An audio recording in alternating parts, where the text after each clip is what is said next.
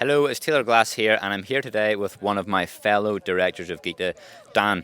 And I'm just going to ask Dan some questions about himself and where he thinks the industry is going. So Dan, tell us a little bit about yourself and why you actually joined GITA in the first place. Yeah, so I'm Dan Kelly. I have a site with my wife called Bredon View Glamping up in Worcestershire. And why did I join GITA? I think when we started on this journey, maybe 5 years ago, started thinking about opening a glamping site, I just couldn't find any information.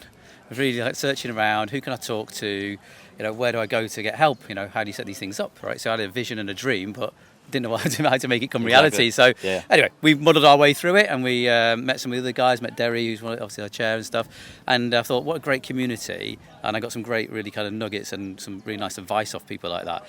And then when I saw the opportunity for an association to come together, I thought, that's it, that's what I want to be part of, because I struggled to get to where we are now, and I think I want to help other people on that journey as well. So I think it's a really valuable resource, especially for those starting out the journey, but obviously for those that are involved in the industry anyway, to get together as a community, support each other, network and learn. It's very interesting because we come from different perspectives. Obviously, I'm more on the supplier and manufacturer side, and you are a site owner yourself. So for other site owners, it's very valuable to have people like yourself as a director of GITA to help them kind of navigate some of the hurdles that you probably went through yourself. Yeah, exactly. I think you're absolutely right.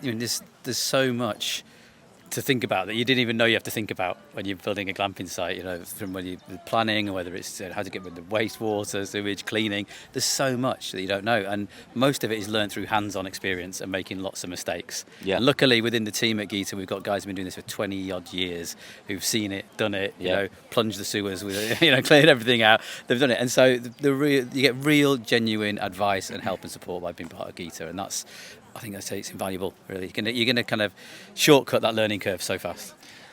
One of the conversations that we had yesterday, whenever we were on our way to Tesco's to pick up the alcohol for after the summit, the most important job, we talked about how the GITA badge can hopefully become sort of like a badge of trust within the industry, because there's a lot of fraudulent websites out there that are taking bookings, and I just wanted to get kind of your thoughts on that there, and why it's important for currently non-GITA members to view this badge as something that actually means something. So why should this badge mean something? Yeah, I think like I said, there wasn't an association, right? There wasn't any standards, and while it's a really fun, creative, innovative industry, it needs some standardization, and especially as a consumer, as you mentioned there's so many horrible people in the world making scam sites and really help putting people kind of their thought process, thinking, well, is this real? My glamping's a bit dodgy. I don't know. I want to go there. So I think GITA can provide that security, that safety blanket for people when they're a consumer to come on and say, oh, this is backed by GITA. They've done some checks,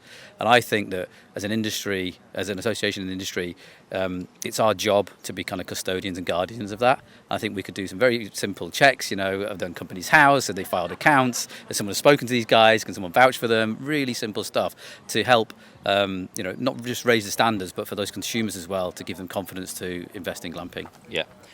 What do you see kind of the long-term trajectory of GITA? Where would you like to see us in, say, 10 years' time? It's a big vision from now. It is, yeah. I can't think what I'm doing tomorrow. It is a big vision, but I really, we've heard about this today. We were at the GITA Summit, and we've heard all about how successful the glamping industry is becoming, how many bookings there are, the changing trends. And I think GITA really can become the go-to place for glamping, right? We should be advising members, people coming into the industry, helping people create jobs and wealth for communities as well, regeneration of farmland, all that good stuff, but also challenging government, local government authorities on what we feel is the right thing to do, right, in the industry, and not put too much constraints for the growth of such a fantastic kind of opportunity for people to experience this. Correct. Thank you very much, Dan. Thanks a lot. Thank you. Cheers. Thanks.